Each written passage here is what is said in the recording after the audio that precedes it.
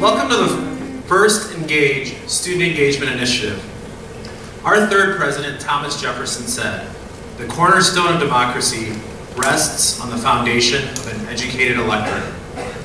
As some of you may know, on August 21st, 2015, Governor Rauner signed House Bill 4025 into law, requiring that Illinois high schools throughout the state add a civics component to their curriculum.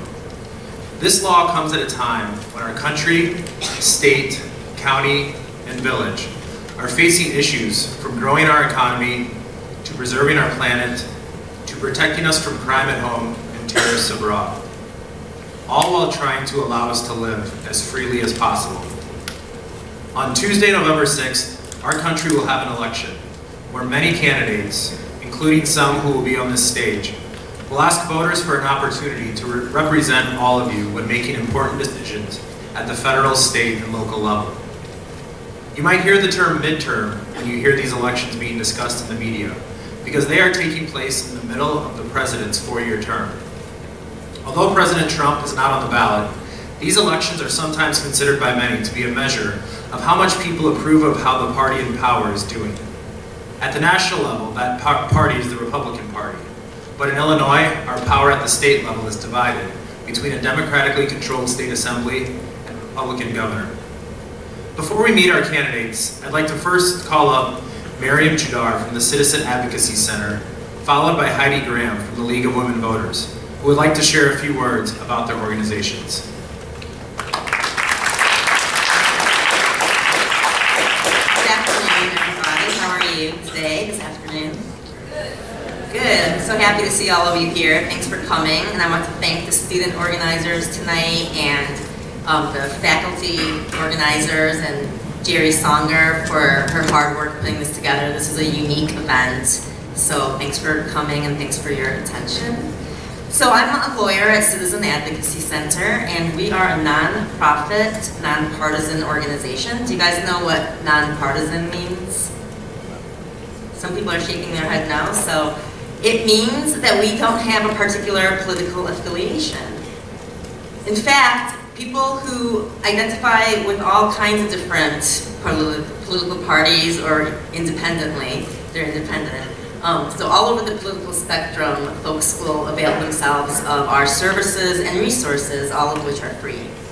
And we help students with their civic engagement and questions about their constitutional rights and how government works.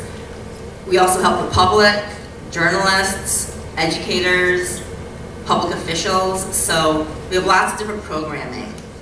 For students in particular, we have about 5 different areas of programming.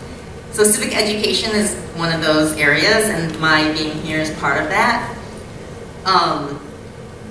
We also have a lot of free resources online on different laws that affect you, whether they are local government laws, state laws. Sometimes we have brochures on federal laws, even though we don't work that much in the federal arena. And we also are advocates of student journalism. So Illinois is one of the very few states that has a Press Rights for Student Journalists Act, which affords student journalists greater First Amendment speech rights than does the Supreme Court of the United States as it has interpreted our Constitution. So basically, after a US Supreme Court case called Hazelwood, journalists' speech rights were found by the Supreme Court to be somewhat curbed because of the special setting of the school and the language of the Constitution. And there's been a movement across the United States to restore the speech rights of student journalists, because how are student journalists going to learn their craft and become adult journalists?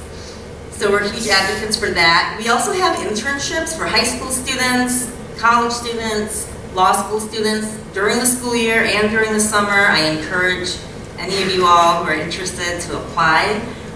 We immerse you in civics. No one is fetching coffee or doing any mundane tasks. You all would be participating in real research that affects issues today, helping people who come to us for assistance today.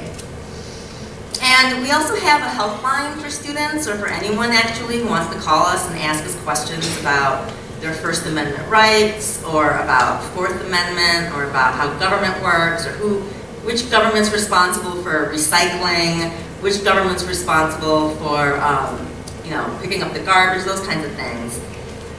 Yesterday I was at Downers Grove South celebrating what they do every year called Constitution Day, and all of the sophomore students during the day come in, through a room where there's a panel presentation, and we answer questions basically that the students pose on their rights inside of school and outside of school.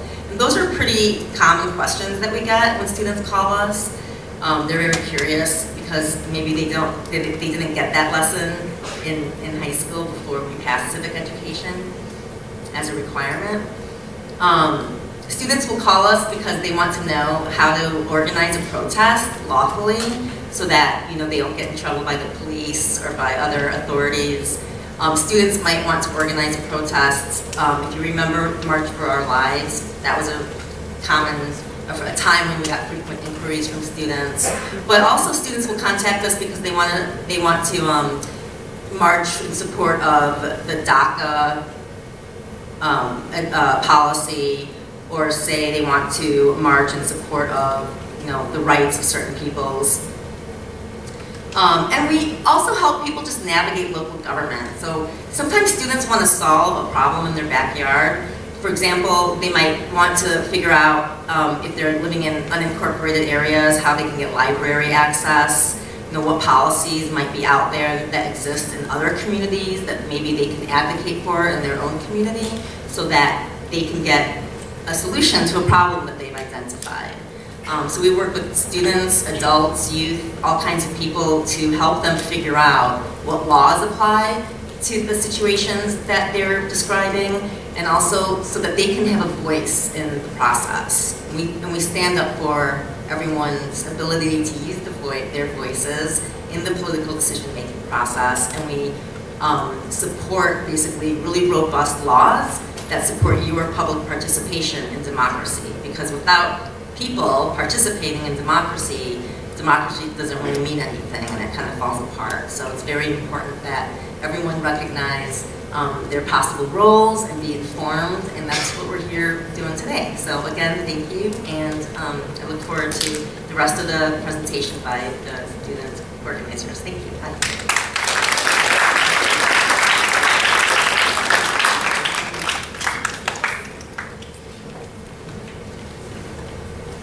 Good afternoon. Did I really just get one? One? Good afternoon. I saw a bunch of you in the lunchroom earlier. You know I have a little bit more energy than that. So anyway, who took part in our mock election during lunch?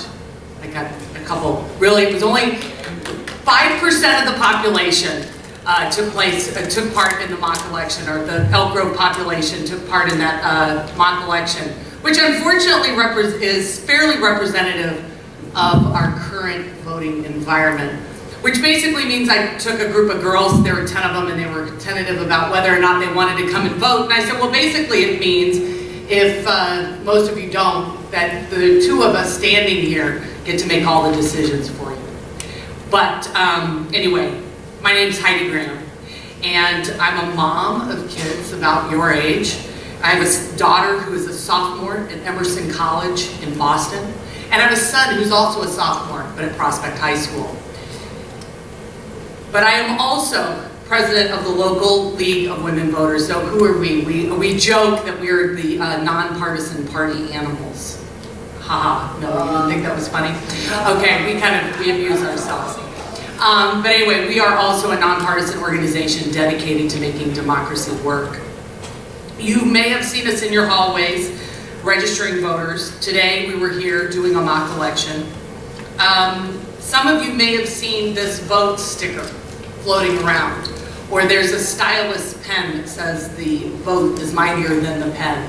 Those are gifts that we've given students on their 18th birthday to encourage them to vote. So I think voting is pretty important. I spend much of my time volunteering and a lot of my money, putting my money where my mouth is, to live up to the League motto, which is, we empower voters, and we defend democracy. And that's women and men, it's old and young, and it's everyone in between. Which is why I guess I was asked to come here today and talk to you about the importance of voting. So why should you vote? Well, I thought about what I was like when I was in high school, rebel without a cause, and my reaction to some middle-aged white lady coming into school to tell me why I should vote. And I'm going to tell you I would have been in the back corner, slumped, passing notes to my friends, because yeah, I'm that old, it was before cell phones, saying how lame and boring this old lady was. So if you decide to tweet today about how lame and boring I am, I'm just going to ask you to tag us on Twitter at LWVAHBG. So, because any publicity is good publicity. But I digress. I decided that you guys did not need to listen to me. I know a lot of people your age, and I decided to text them all and say, ask them, why do you vote? Why do you think voting is important? And here are what some people your age have said about why they vote and why voting is important. The first text happened to be from a young man who admitted to me that he had never voted before. He said, personally, I find it hard to sift through biased info and make an objective, informed decision on who to vote for, especially when there's so much drama and unnecessary noise coming from those running, calling out other politicians rather than telling me what they'll do. With recent political changes, I think so many people want to disassociate from the government out of frustration. But this is the time we need to be present, especially young people. In the elections, we are shaping our future. So this young man understands that absolutely voting shapes your future. And yes, it can be overwhelming and daunting and confusing.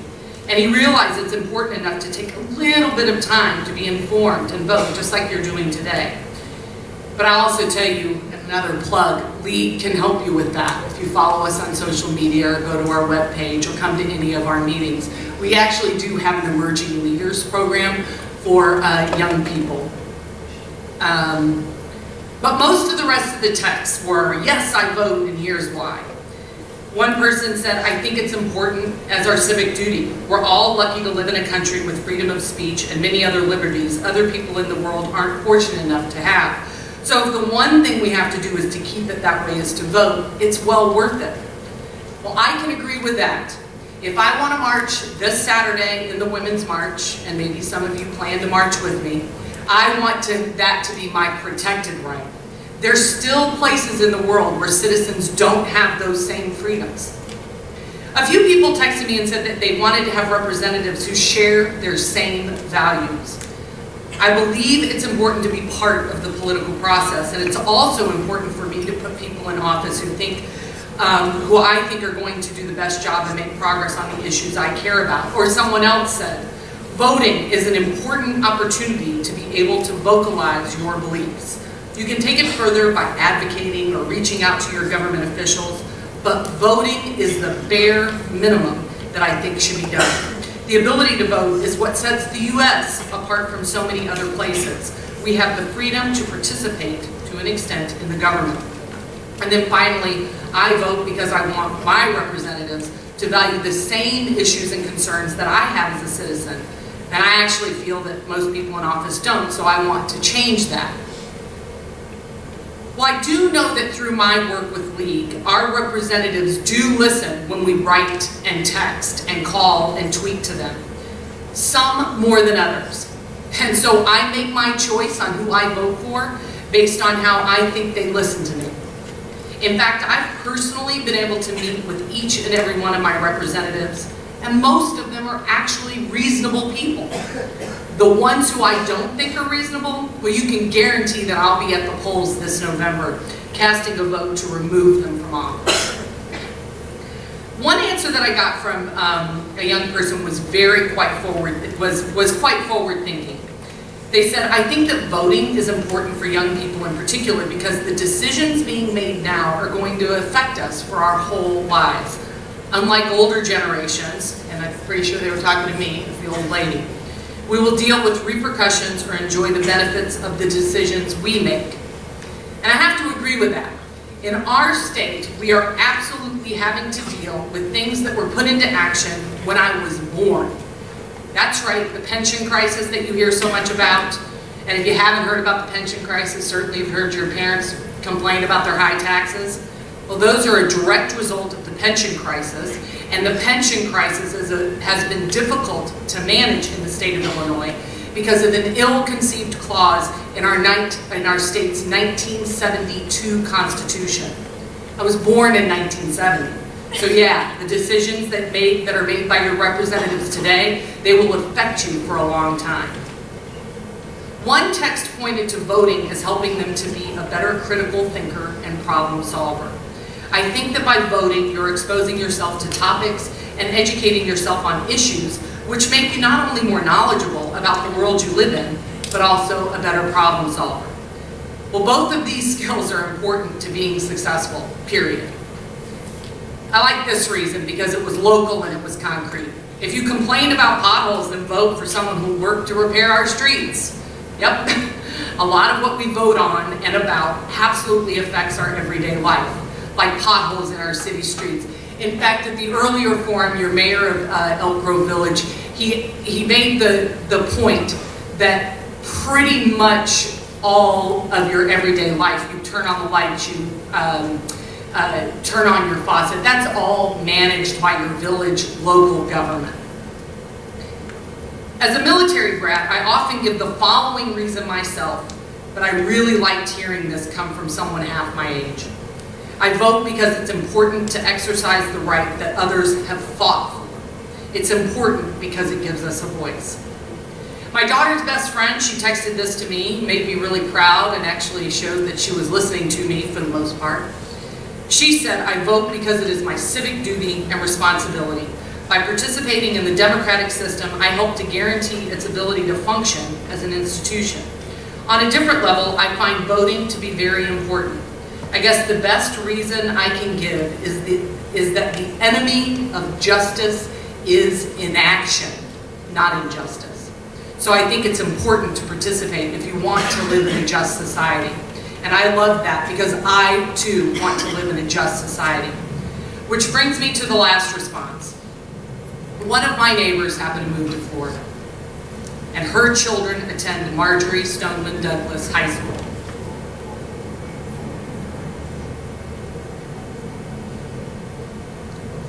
As a mom, I cannot imagine what it would have been like to have children at that school on that day, much less be a student or a teacher at that school the day of the deadliest school shooting in the United States history.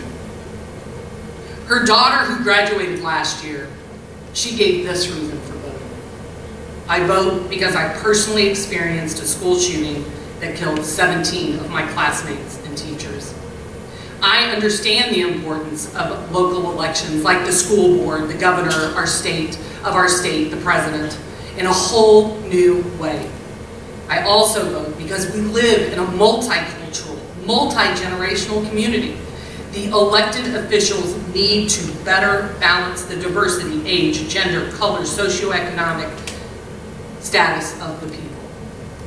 And I want you to know that today, of the 8 officials who have chosen to come, most of them are white men.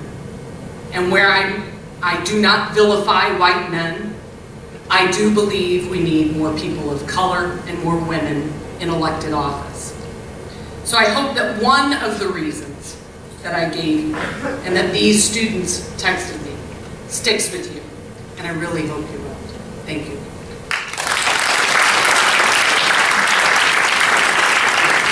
So I was asked to do an exercise that I've done with some students. I've joked my whole life that I understand kids way more than I understand adults. Adults scare me. But anyway, so what we're going to do, we have a little time, is civil discourse in politics, right? The ability to disagree. We're having a really hard time with that, aren't we? Do you agree? Do you think I'm right about that? There's a lot of name calling, a lot of yelling. So let's do this. I think that you guys are smarter than most adults.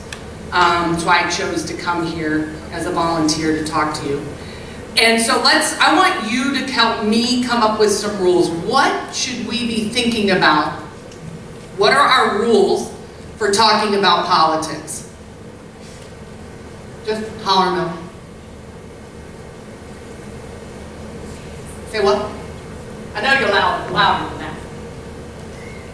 Don't interrupt others. Thank you. No interrupting.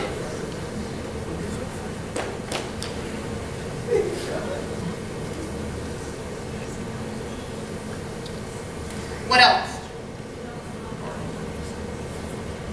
How can you be open-minded? Examples?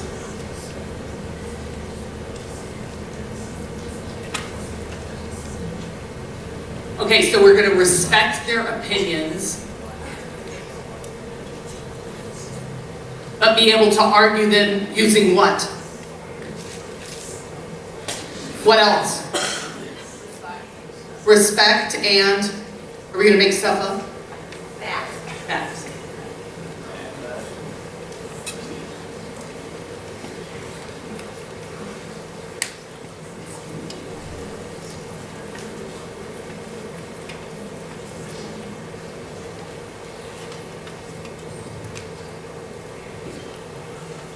Okay, next. Somebody had a hand up over here. No? You scared him? My son used to say when he was little, I'm a scared. Yes? Am I hearing from an adult? Yes, I can hear from an adult. Recognize the right and the need for a free media. Free media? Yeah. Yeah.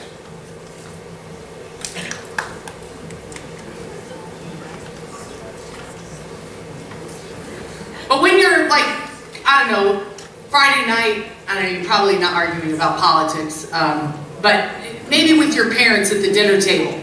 I know I used to argue with my family all the time. I was the, anyway, I come from a fairly conservative, my dad was in the Air Force for 24 years, so I come from a fairly conservative family. And I just for fun, I just like to argue, just to argue with him. But I never called my dad names. Never called him a fat guy or anything. What? So do you think that should be something? Should we? I mean, because honestly, there are people who call each other names, and they think that that's okay. So is that okay here? And these are your rules, not mine. Is it? Is it? You think so? Yeah. All right.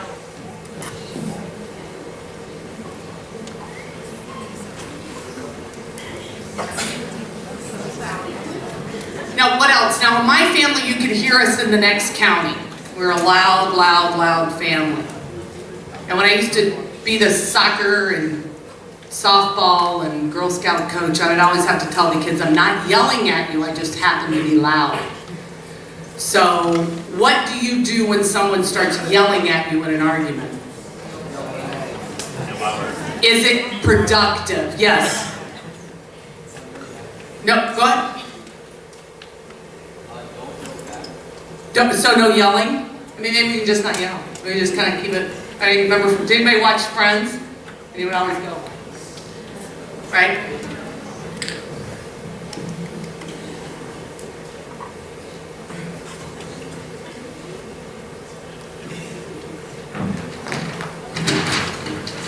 Now, because I'm loud, occasionally my friends, and they are my friends, and we're in a safe space when we start to talk about these things, they'll tell me. They'll say, hey, I'm kind of getting a little, right? So we have to, for me, I have to be willing to accept when someone is directing me that I'm crossing the line. But that's hard to do. I hate to be shushed. I don't want to be shushed. But there are ways to talk to each other so that we can kind of maintain and be within our rules. Any other rules that you guys want to have? We don't have to have a ton of them. I mean, I think that these are good ones. I mean, basically, no interrupting, be open-minded. This is, to me, this is one we do all the time. I was recently at a League of Women Voters had their national convention here in Chicago. And League happens to be, unfortunately, primarily middle-aged white ladies, and we're really working hard to change that. And so we had a panel, discussing why it is that we do not have more diverse members. And a black woman on the panel said, white women like to interrupt everybody, and y'all have to be better. And so I think that this is really an important one. So no interrupting, be open-minded, respect everybody's opinions, argue using your facts, respect the free media, no name calling, no yelling. Does anybody have anything to add? Yes. Oh. You're gonna come join League of Women Voters for me? You can go and run for office, because I like that.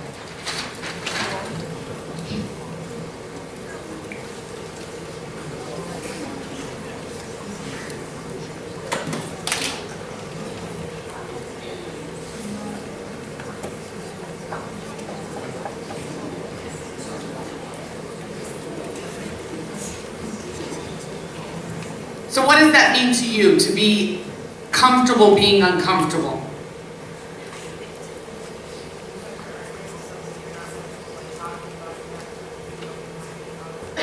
Right.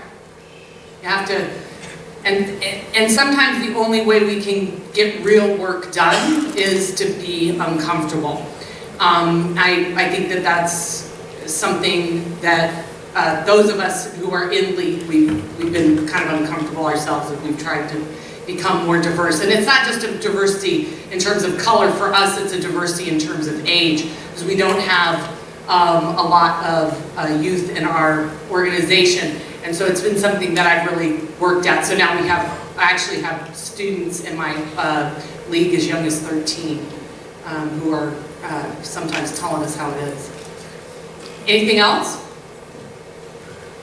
Well, I think that these are great rules, and I think that if we could get all of our politicians to follow these rules, we'd all be in a much, much better place.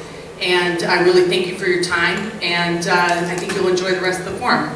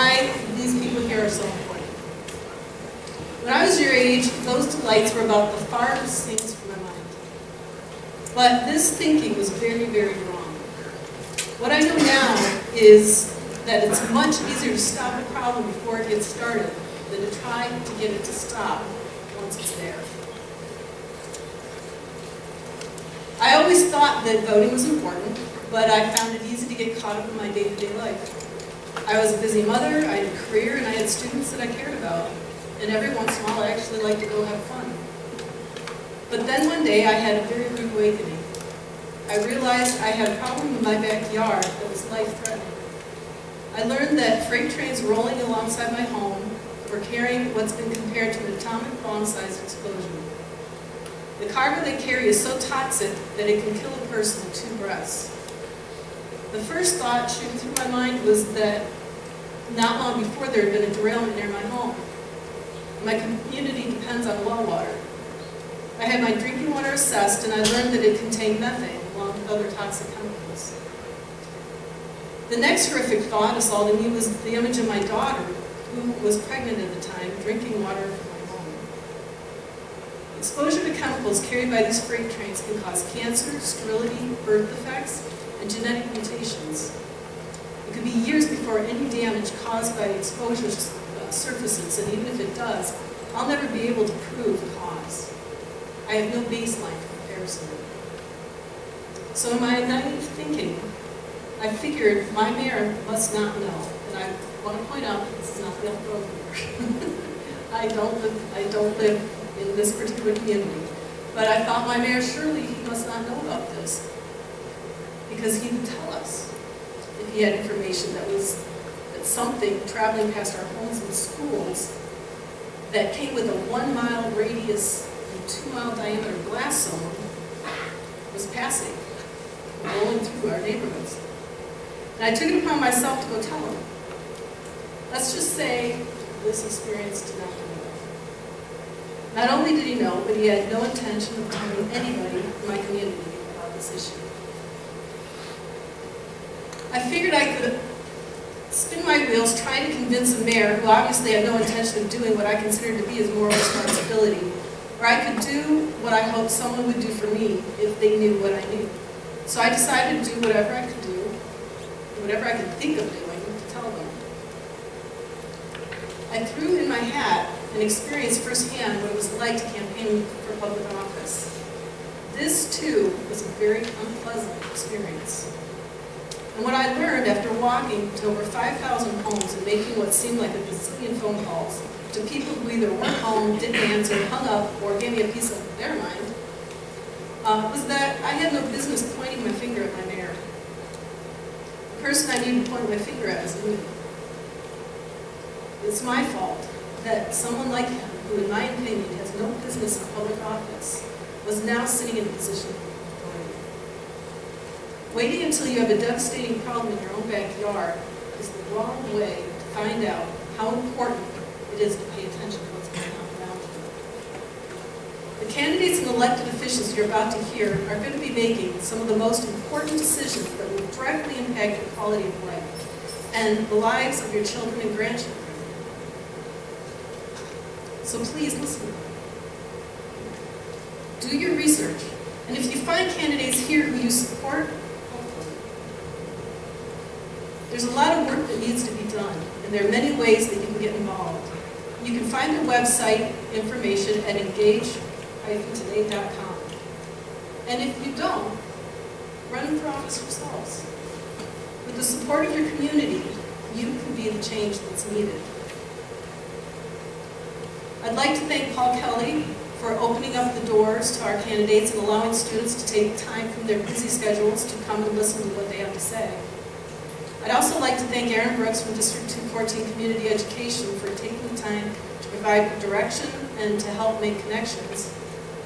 Hats off to Maryam Judar from Citizen Advocacy Center, who helped me at a time when I needed help most.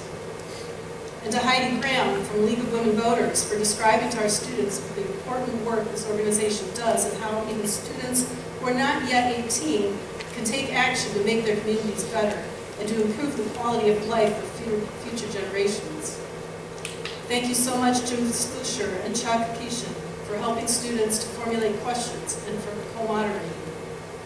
And last but not least, a big shout out to Matt Bonenkamp for the work he's done to help prepare his students for this event. Thank you all for helping to make this initiative come together for our students. Our hope for a better future.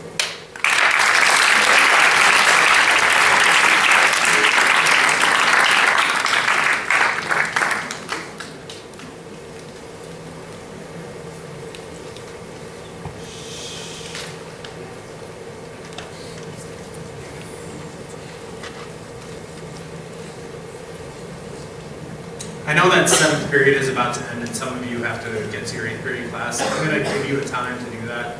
But if you could just bear with us, I'd like to start introducing today some of our candidates that we have here before us. We have the good fortune today of welcoming 2 candidates for federal office. If elected, both of these candidates will represent our portion of Illinois in the U.S. House of Representatives. First, we have Mr. Jitendra J.D. Diganvker.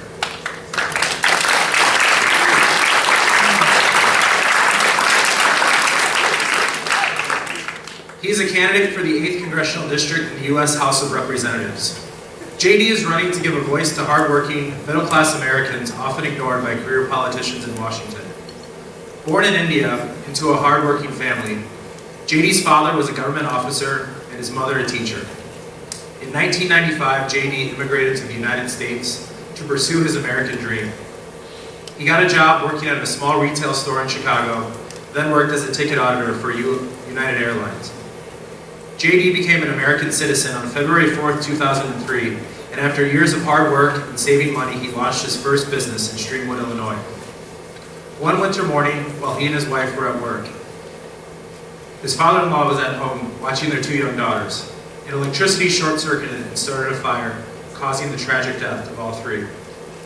After doctors were unsuccessful in saving his daughters, J.D. gave consent for his daughter's organs to be donated, saving 6 lives.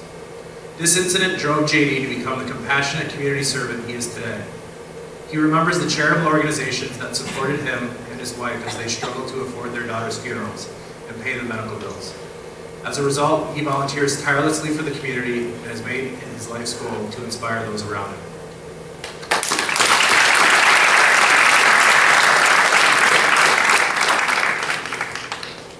We also have Congressional candidate John Ellison, a candidate for the 9th Congressional District in the U.S. House of Representatives. Mr. Ellison is the pastor of Lakewood Chapel in Arlington Heights and has been in the ministry for over 30 years. He lived in China as a missionary, built and started many churches, was the Hawaii State Director of Teen Challenge, has traveled across the globe, served the community for years, and now wants to bring that common sense to Washington to advocate for you, the people. Mr. Ellison comes from a large family himself and knows what hard work is all about. From humble beginnings, they all had their necessary jobs in the family business. Since business was good, the closer they got to Chicago, the family found their niche in the Chicagoland area. Mr. Ellison was one of the few siblings to go to college. After graduating, he started his own business. Mr. Ellison.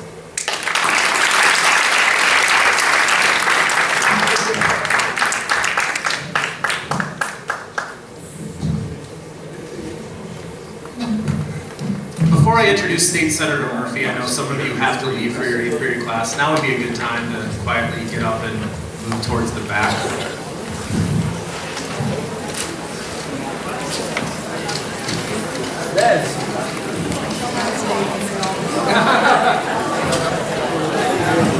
Because I'm not up for election.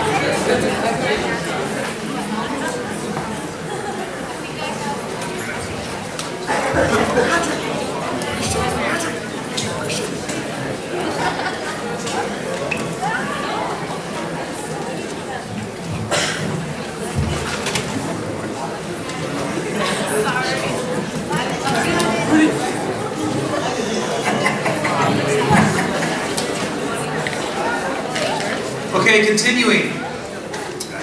At the state level, we're also pleased to welcome State Senator Laura Murphy, who represents District 28, one of 59 state Senate districts in the state of Illinois. Born into a middle-class family in Park Ridge, State Senator Murphy graduated from Illinois State University with a bachelor's degree in political science. She spent the last 20 years as an active member of the Des Plaines community, including 8 years as an alderman for the city's 3rd ward.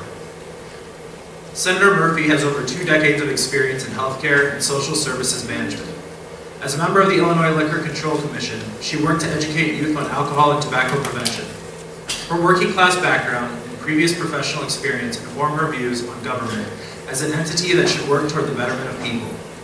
Although Senator Murphy is not up for re-election this year, we are grateful to her for joining us to talk about the issues facing our state.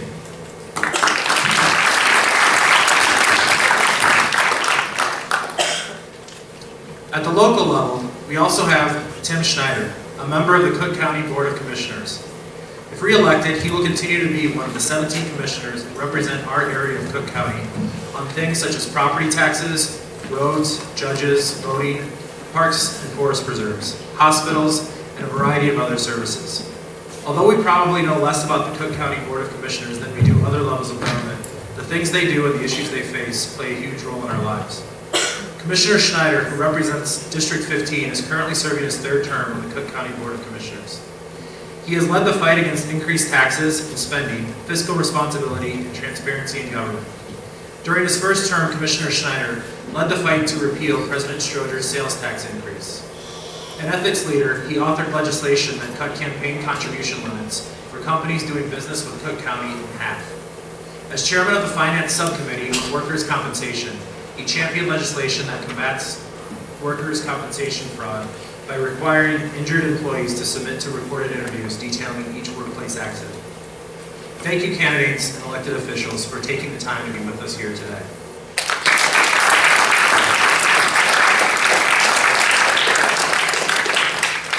Today we have the good fortune of having 4 Elk Grove High School debaters, Aiden Cashman, Muhammad Ahmed, John Kowachka, Henry Davenport, to ask questions to our candidates and elected officials. Follow-up questions will also be asked by our moderator, Chuck Keeshan, who is a reporter from the Daily Herald.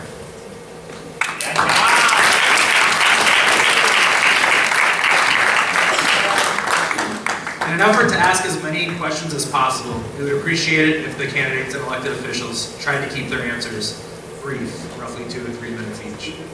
The questions that will be asked have been written entirely by students. There will be some students entering the theater here shortly. If you do have to enter or leave, please do so quietly without interrupting the discussion. Our student moderators know when 8th period will end. Please refrain from packing up, getting out cell phones, or talking with friends until it is officially ended. I promise we will be done at 3:10. And with that, we will begin.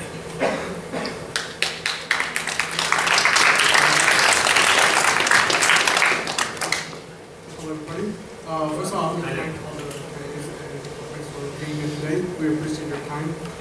This first question goes out to all of you, and it is, what issues are your top priorities? We'll start by, Okay, I'll begin. My top priority in Cook County is streamlining county government and still providing for the main missions of Cook County, which is health care and public safety.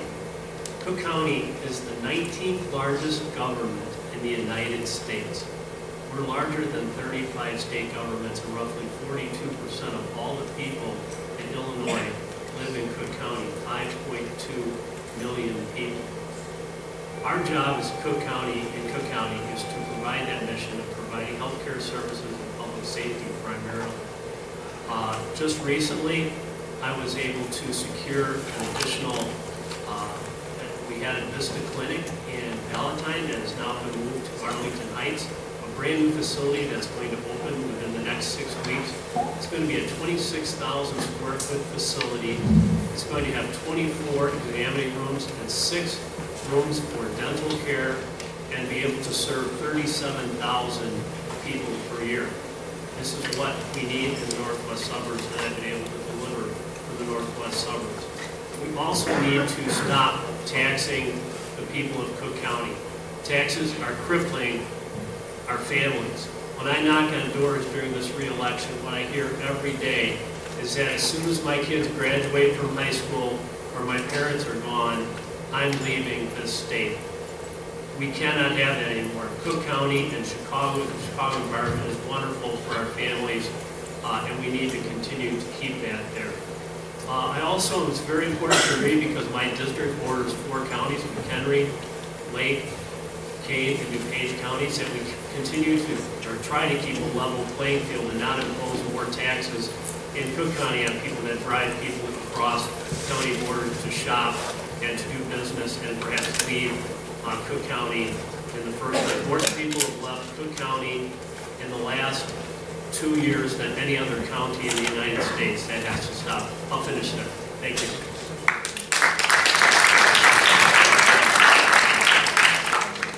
Well, thank you. I'm Laura Murphy, and I'm your state senator in because I get to represent all of Elk Grove. I've been your senator for just 3 years now, and I'm really honored to be able to represent you. So what are my priorities in the next cycle? The General Assembly goes into session in January. We'll do a veto session in November 1st, and then January comes all the newly elected officials.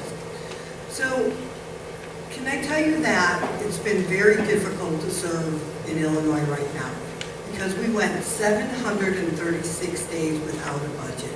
That was a self-imposed crisis. There's no reason why there should not have been a budget for 736 days. And what the bottom line result of that, and the worst casualty of all of that, we didn't fund our units of higher education. We didn't fund community colleges. We didn't fund universities.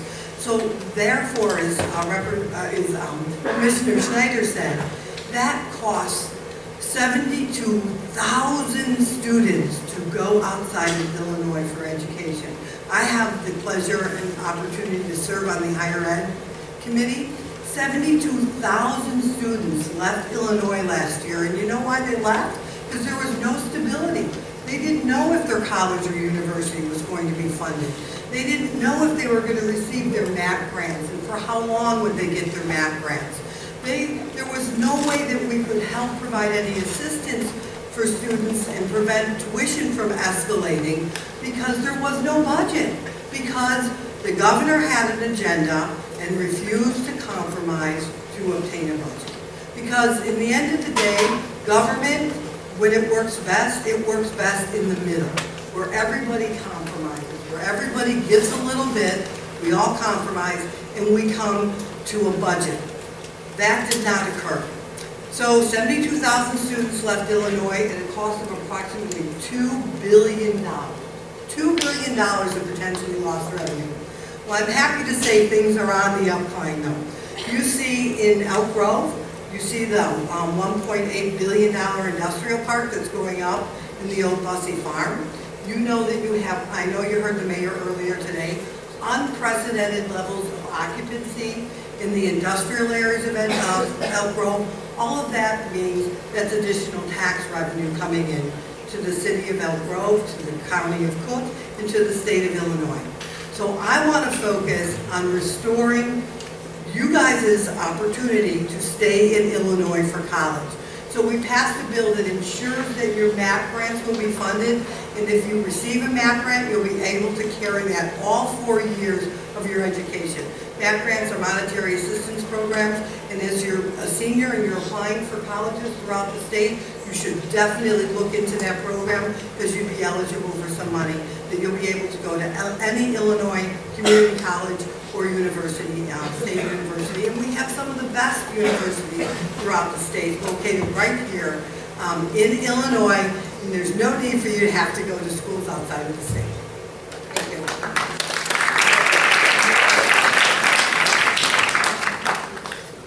My name is John Ellison. I want to go to Washington to help and fight for the big problems that are facing our nation. And a lot of times cable news or a certain agenda or party have a way of driving the agenda. And what gets lost many times is the things that really affect your parents, you, and our society as a whole. You know, we have some big things that our nation has to deal with. You know, cybersecurity. It's something that possibly you'll deal with even more as you get older, but it's a real issue. Cancer, someone told me, I was happy to hear, she was talking about cancer and pollution. I'm learning a lot about the issues. That's what a representative is supposed to do. A representative is supposed to keep their ear to the ground, go around the community and learn what's on the hearts of the people. I learned a lot of people are concerned about the jet fuels that are the waste that's coming down in the runway patterns. Truthfully, I smelled it around here. In the summer, you know, you have an idea that something's wrong, but you really didn't think much about it. Someone sent me some stats about soil and cancer and how it would be easy to overlook it. Listen, when you're in Washington for a long time, it's easy to overlook things if you're collecting money from corporations and pharma and things that, you know, where people want you to vote a certain way. My son is a deputy chief of staff for a congressman in DC. I went out there a few times, like a parent, like I wanted to make sure he wasn't going out drinking too much at night, and I wanted to make sure he was doing a good job. So I just went out as a regular parent. As I walked the halls, I clearly saw the problem that we were in. You know, congressmen, don't take this the wrong way. Once they get in there, congresswomen or men, once they get in there, it's all about power. It's about, you know, most of the time it's going out to lunch. And there's nothing wrong with that. But they get a budget besides their salary of $180,000 and a credit card and benefits. You know, they get a $2 million fund. They got to hire. But a lot of it is to enrich themselves in a certain lifestyle. Listen, they get away from what's important to you all. But so I want to. The big things, I want to fight power. I believe you have to push back. Representation was never meant to be a lifelong career. It was meant for someone to take off a few years. Someone that owned a hardware store, someone that owned a bakery, a teacher. They took off for a few years. They listened to what the people had concerns about. They went to DC and they fought for those things and they came home. Well, Social Security is a big issue. We have to fund Social Security. It's a social contract between your parents, your grandparents, and the government. Well, we're robbing it. I thought my time was up. But we're robbing them. And we have to make sure that it's solvent for you. Do you want to pay into Social Security for 30 years and to come to find out you may not get the benefits? That's not right. Well, I want to solve the big problem. You know, the jobs. When I got out of high school, you know, I didn't want to go to college at first. I later went to college. But you could go to Caterpillar and get a job for $22 an hour in 1980 in Joliet or Aurora. If you're in a blue-collar job. Now, I had 5 kids graduating college. Now, you know, it's hard to get a job at $22 an hour if you graduate in college, it seems. Here's what I'm going to say. Something's going wrong. Sure, we got a good economy. Construction's good. But it's not working for everybody. I really believe we need good jobs. And we need good benefits. Matter of fact, if you want to stay in Illinois, I don't think there's anything wrong with going to another state, especially if it's Florida in the winter, as long as your primary residence is here. But, so moving is okay, especially retirement, as long as you keep an Illinois license plates on your car. But listen, we have to have good jobs for you.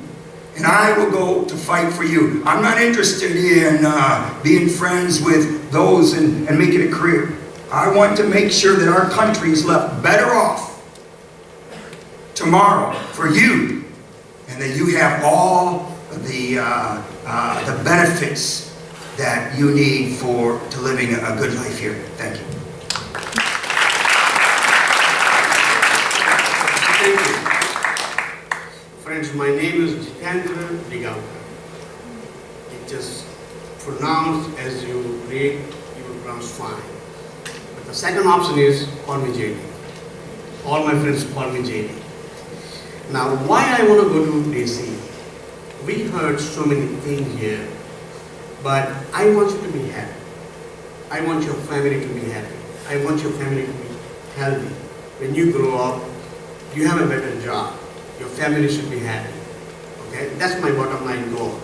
But looking back, what we learned in the process, that why we are running, why we are serving in the public service here, these career politicians, when they go to DC, they're career politicians. Their objective is to make a deal with big corporations and ignore the real hardworking Americans. You are not their priority. My opponent, Raja Krishnamurthy, just do partisan politics, nothing else. Nothing else. And if he really cared for you, he should be here today listening to you. And I also wanted to know his opinion. And that's the reason I'm here, because I care for you. Now also, the important thing is that how we grow our business, our family, our society, My goal is to help create the environment where we can create a sustainable society, when everybody grow and achieve their dream, achieve their American dream. That's all.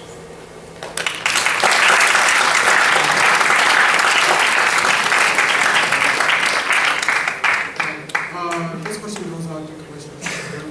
Unincorporated areas in our community lack access to some public services such as clean water and libraries. Do you support integrating unincorporated areas in our county jurisdiction, or should it be the responsibility of municipalities? Please explain your answer. Okay, actually all unincorporated areas are already under the jurisdiction of Cook County. We administer to all their services, building and zoning. We coordinate with police, fire. Cook County Sheriff's Department is their sheriff's department. Okay, I grew up in an unincorporated area. That's why I got involved in local government in the first place. Everybody has a reason why they get involved in local government. Mine was because my father was a small business owner, and the Cook County inspectors used to come out and take bribes from my father for inspection violations that really didn't exist. And I watched Cook County Highway Department trucks drive down a long lane next to my golf course and sit there and park all day and sleep. That's what got me involved in local government. So when it comes to unincorporated areas in well water, I grew up on well water. I grew up on a well and a septic field in the unincorporated area. In fact, your most expensive homes in Barrington Hills and Barrington and Inverness are all on well and septic. So there's nothing wrong with a well and septic system as long as it's operating and performing effectively. Now, any area that has a well and a septic system for a community of people or a business, like my father had a small business, had to be tested 3 times a year. So those tests have to be done, they have to be reported, and they have to be logged, and anybody who has access to that water should be able to have access to that. So the well and septic should not be a problem if the water is fine. I grew up on it. It does not taste like berry propel, I will tell you. It does sometimes have magnesium and iron in it and things. It wasn't a big deal for me because that's what I drank every day.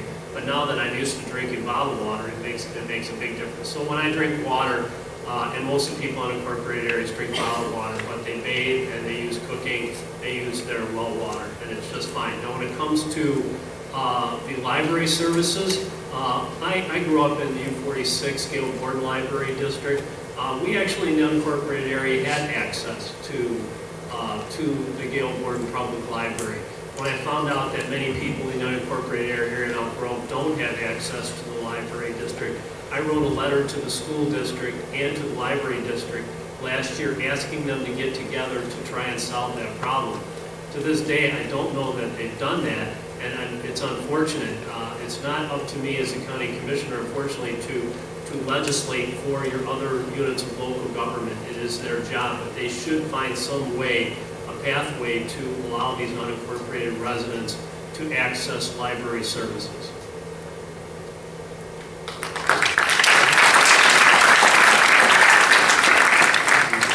This question goes out to Senator Murphy. Given that the average student debt in Illinois has more than doubled during the last 10 years at the largest Illinois institutions, what legislation would you support or sponsor to prevent this pattern of exceptional growth in the budget? And I answered that with my first question, but I absolutely, we know we have to address the issues of escalating debt when we graduate from college. And we know that every student needs something more than a high school education. So first off, what we've been making an investment in is, and you've probably seen it in school since you were a freshman, is you've seen an increase in an emphasis in having alternative programs to have automotive, right? You see in some of your other schools, in your school district, there's an apprenticeship program. I know you have some partnerships with your other schools where you can go for additional skilled labor training so that you can acquire a decent job. And then at the college and university level, community colleges, the most important thing in the state that we've done is to guarantee your MAC grant funding so that you will be able to utilize that money through 4 years. It's guaranteed when you're eligible. And we also made an additional $500 million increase in the last budget to fund MAP grants, so that there is additional money in there to make more kids available, the money more available to more people that are applying for it.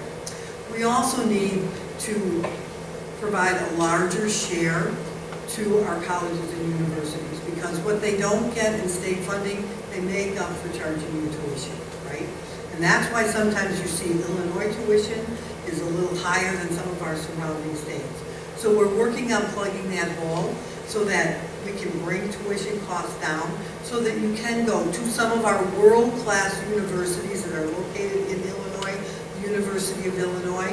We have the University, Northern Illinois University, Eastern, Western, Southern. We have world-class universities here in Illinois that you can feel confident in your degree and that you're going to be competitive with the rest of the nation when you do that. Our scores, our workforce in Illinois is what brings jobs into the state, and we have some of the best educated workforces. So we'll increase the amount of funding that we give to colleges and universities, and we'll guarantee your MAP grants. And if I could just clarify one point, your Illinois state leaders in the General Assembly, both the House and the Rep, do not get a $2 million stipends to fund our offices. That's just at the federal level. Your state level, we get $80,000 to pay all of our staff, our rent, our utilities, all those kinds of things. So I don't want you to think that your state level is receiving $2 million as well. Thank you. Follow up on that. Should the state be doing more to encourage students to attend community colleges for 2 years as a way of avoiding the crippling debt? Judith, thank you for giving me that opportunity. Do you know that Illinois community colleges are rated #1 in the nation for the ability to graduate after 4 years? So, all you guys go to Harper? Is that the junior college that you would go to? You know the Harper Promise Program? You've all gotten letters about the Promise Program. I would absolutely encourage you to participate in that, where if you maintain a C and provide the community service hours, you will go to Harper for free, right?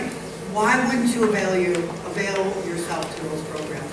And absolutely, community colleges are a great stepping stone. And you see in Illinois where they are #1 in the nation.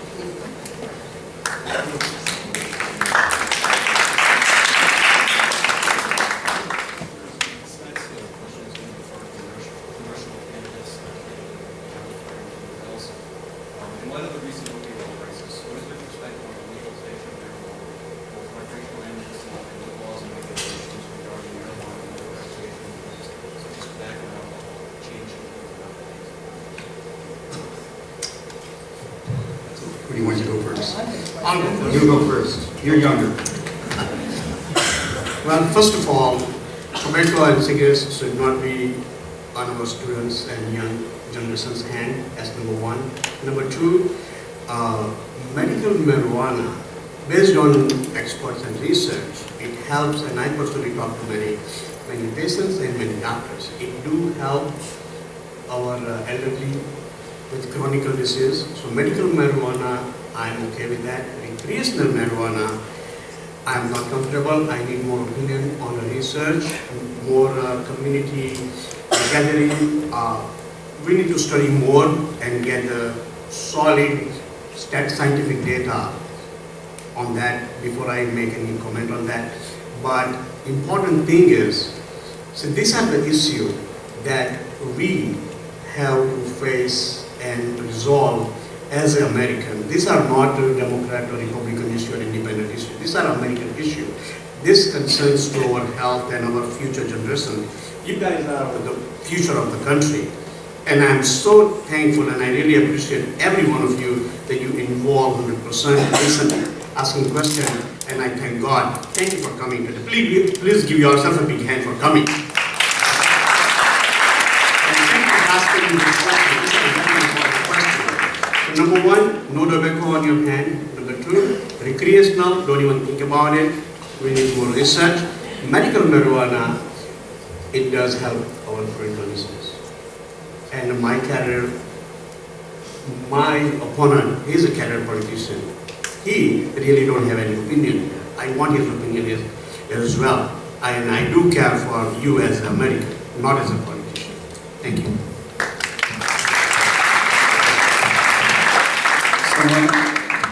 I am against it.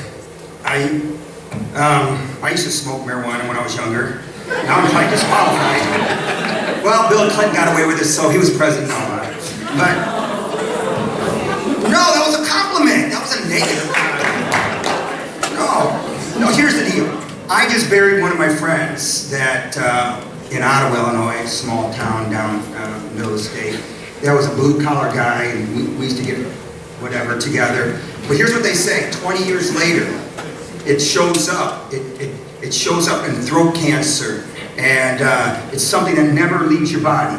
Listen, I ran a drug rehab. That's what I did for a living, and it's a gateway drug no matter what anybody says.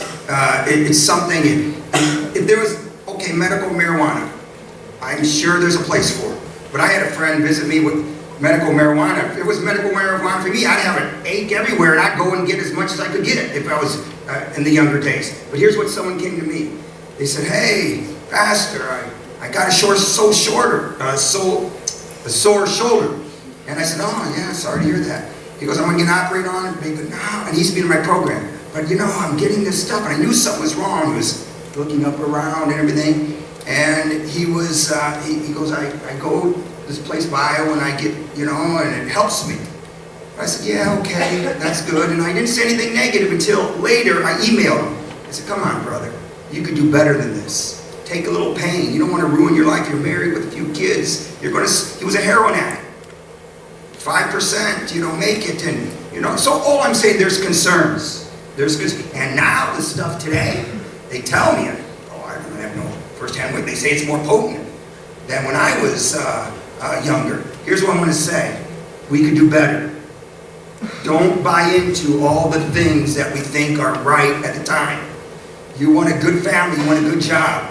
Don't take the easy way out and say, oh, you know, we just got to be concerned. And if it's true that these things lodge in your cells you want something cropping up 20 years down the road for pain, I'm sure there's things, and I'll let the professionals deal with that. I'm sure it's a real issue, but we can't abuse it. We can't let that be the open thing to get us there. All I know, at the end of the day, it will be something that will come back to possibly bite you and I. You want a good life, so I would think other means would be better.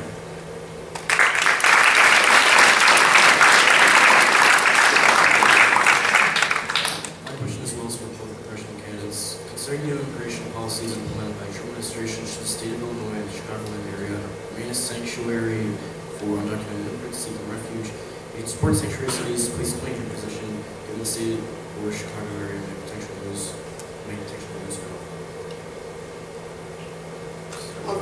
I'll go first. This is also a very important question for me as a legal immigrant. I came here legally. It took 5 years to process my file. My wife has to wait for 5 years to call a family. And when we came here, we worked hard. We respect the law. We respect the law of land. We respect the Constitution. We respect every hardworking. I personally respect every hardworking family and whoever immigrated from wherever you are. Okay, so we must respect the law, and I am not in favor of sanctuary state. I'm sure there are many people here. How many people here consider yourself as a DACA in this room? Is anyone as a DACA?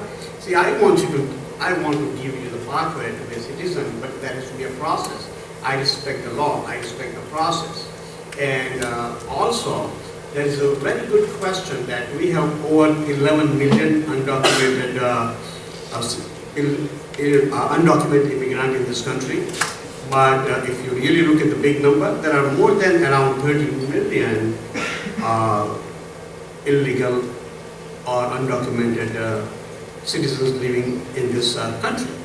And my opponent just talked about DACA, just DACA, nothing else. And he talks about keeping the family together, not separate, all those things. He's always doing partisan politics, and I don't. I care about every hardworking American, whoever you are. I treat you as a respected, proud American. Okay? So we have to understand that how we allow everyone to enter into the process, respect the process, respect the law of the land. And that's all I have opinion at this point. And also important point that before I turn this mic over to my friend, I do care for all hardworking Americans simultaneously. There are 13 million Hispanic community and all other communities are in this country. I care for all. I don't care for only DACA 700. The political agenda, my opponent is drumming on only 700,000 DACA, but I care for all 30 million, and I want to provide them better healthcare, better job, better atmosphere for their businesses, and I want to respect them as an American, hardworking American, and that's what I care for. Thank you.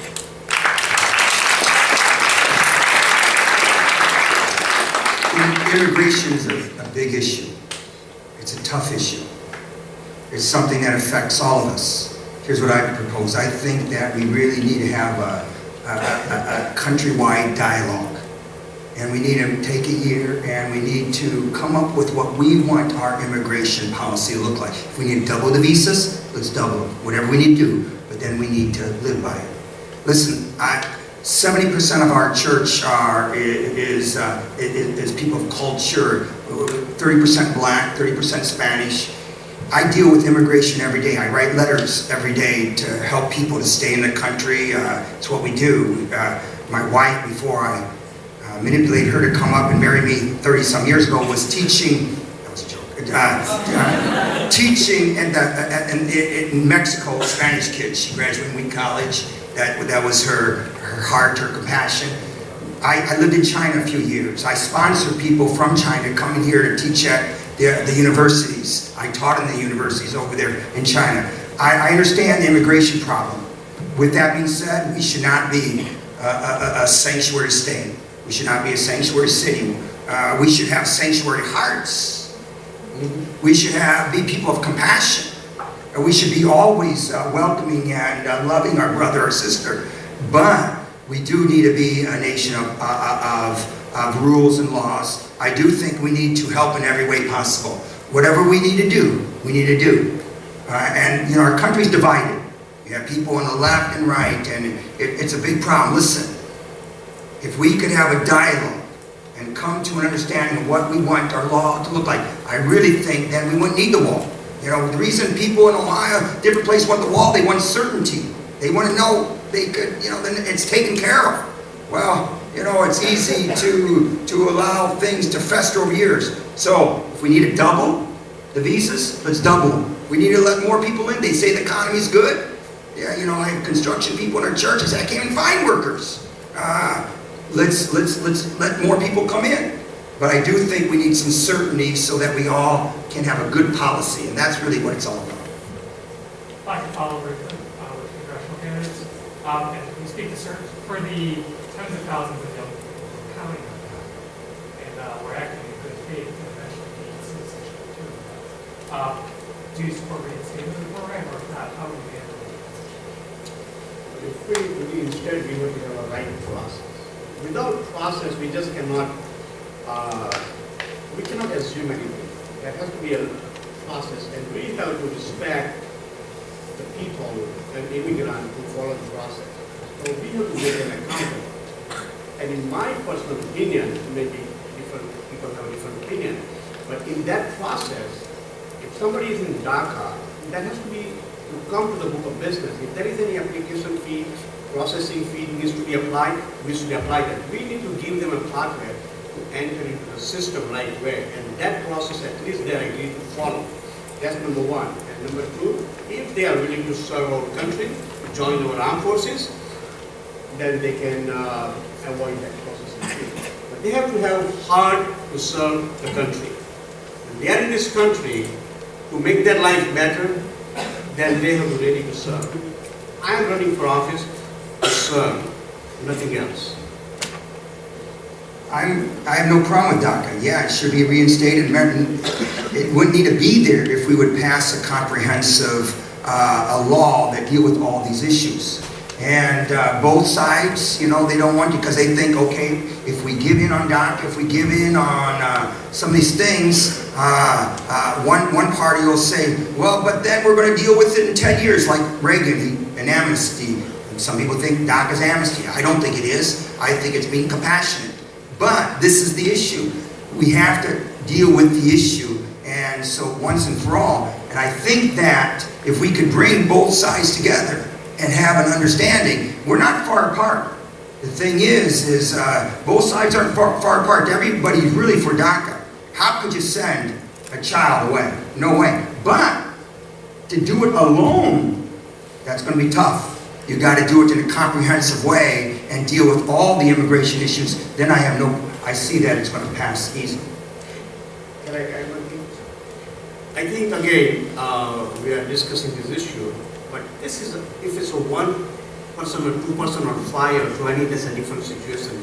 If there are millions of people, this is an American issue. This is not a Democrat issue or Republican issue. This is an American issue.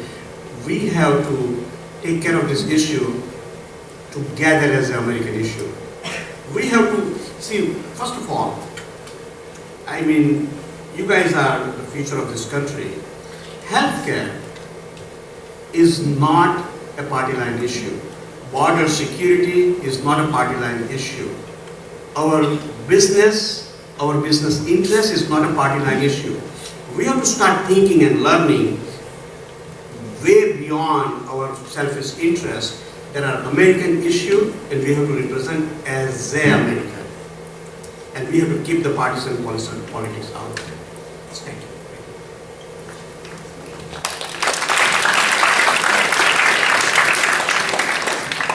This question is for Commissioner Schneider. Do you support or oppose raising the minimum wage? Hey, that's all right. I support increasing the minimum wage at a statewide level and at a federal level. The federal government won't do it, I believe, in establishing a higher minimum wage statewide. I do not believe in localities establishing increases in minimum wage because it creates an unlevel playing field in that particular jurisdiction. And I'll explain why. This county, Cook County, borders 4 other counties. When you establish a minimum wage that's higher in this county than it is in another county, you're going to find that businesses will not locate. I've talked to a number of small businesses, especially retail stores, that will not locate in Cook County. They'll locate in Lake, Kane, DuPage, and all the counties surrounding, and they'll just grab all those people that are shopping in Cook County and have them go across the county border. They will not locate in the county, thereby taking minimum wage jobs away from the people in Cook County. We need to establish a minimum wage at a higher minimum wage at a national and a state level. And frankly, what I really prefer is a growing economy that creates more competition for jobs and thereby creating increase in wages that way. Look at what Amazon just did recently, just so they could attract good quality employees. They raised their minimum wage of their employees to $20 an hour. That's what we need to see. We need to see a growing economy where there's more competition for good workers and thereby increasing wages in that manner. Thank you.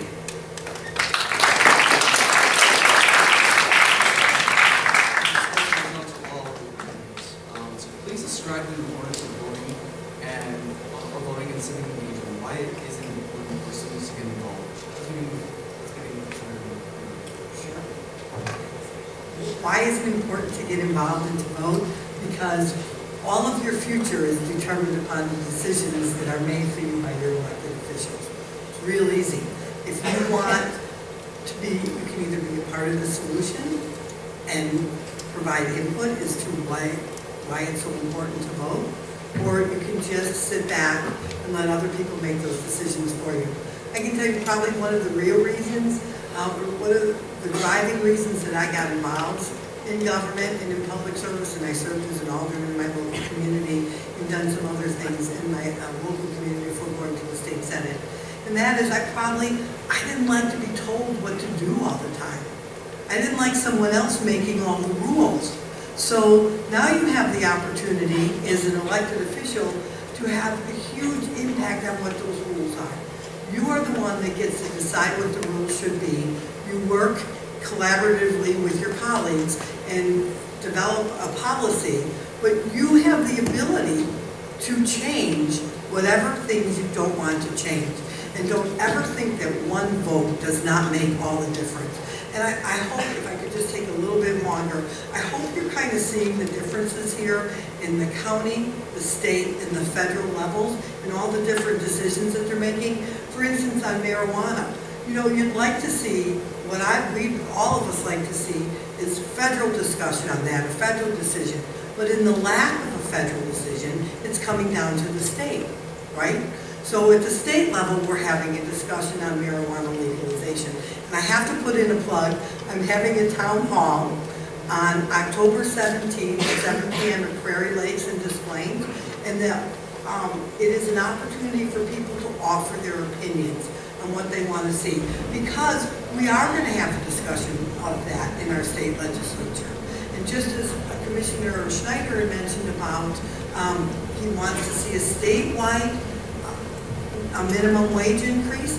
We should see a federal increase in minimum wage, then the state can follow suit, and then the county, so that you eliminate those disparities and discrepancies. The city of Chicago, you know, has raised their minimum wage. So now you have a poor healthcare worker who works in a nursing home, right? And their nursing home owners are competing with a salary for that person because in the city of Chicago, they're going to be able to make $15 an hour. And in suburbs right next to the city, they're going to only be paying $8 an hour. So you're competing for employees with an uneven playing field. So those are the things that, why it makes it so important to have your different branches of government and be involved. It's just as important to be involved at the county level, the city level, the federal level, and the state level. Thank you.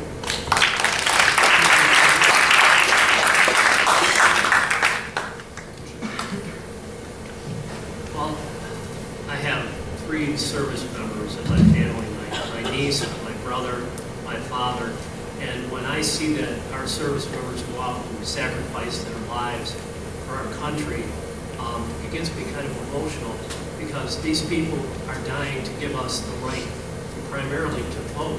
That's what distinguishes this country from many other countries. Many people immigrate from other countries to the United States for a better life, but also to have the right to vote and who they elect to office. So each and every one of you, I'm so grateful that you're here. But when you turn 18 or before you're 18 and the election occurs, when you're 18, get out and register to vote.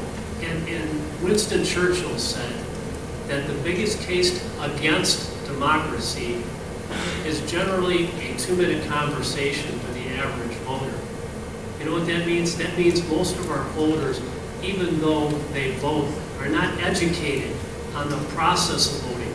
So thereby, you just being here, being in this room, and learning a few things about your government is so important to you. Please, read the paper. Not many of you probably read the paper anymore, but go on your Facebook and your Instagram and all of these social devices you have. Learn about your elected official. Make a knowledgeable decision on what they represent, and then vote for them. As far as being an elected official, I'm a small business owner. I've owned many small businesses, but the greatest privilege of my life has been being an elected official and representing the 310,000 people in the northwest suburbs of Cook County that I represent. Every time I take a vote at that county board meeting, I think about the lives that this vote or that vote is going to impact. It's very important. If you don't want to become an elected official, if you don't want to have to sit up here and speak to public audiences, then get to work behind the scenes and help somebody knock on doors, pass out literature, put up a yard sign, do all the things to help the candidate of your choice get elected. Thank you.